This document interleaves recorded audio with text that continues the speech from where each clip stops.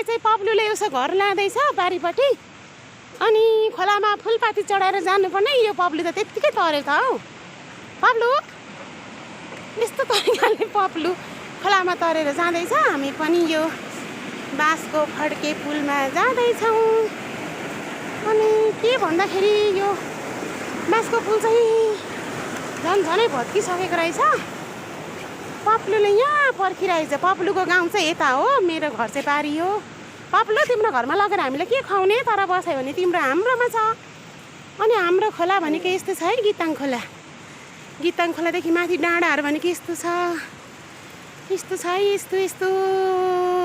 अनि यता छ बाढीले गर्दाखेरि हाम्रो खोला भनेको यस्तो छ। हामी जाँदैछौँ, हाम्रो पुलहरू लगिदिएर यहाँ नमुना मात्रै छ। पप्लुले हामीलाई पर्खिँदै लाँदैछ, उकालोमा पर्खिँदै लाँदैछ। के गर्नु हौ पप्लु? अनि अनि अनि अनि यस्तो छ हौ बारीपट्टितिर हाम्रो गाउँ यस्तो छ। कहिले नआउने मान्छेलाई त उरात बिरात चल्छ होला, तर हामी चाहिँ जहाँ बस्यो त्यहीँ रमाइलो। सुरुमा त मलाई पनि गाह्रो लाग्थ्यो, तर अहिले आएर चाहिँ आफ्नो घर आफ्नो गाउँ भएपछि त राम्रो लाग्दो रहेछ। जङ्गल भएर पनि जङ्गल जस्तो नलाग्दो रहेछ, राम्रो लाग्दो रहेछ। हजुरहरूले पनि मन पराइदिनु होला मेरो गाउँ।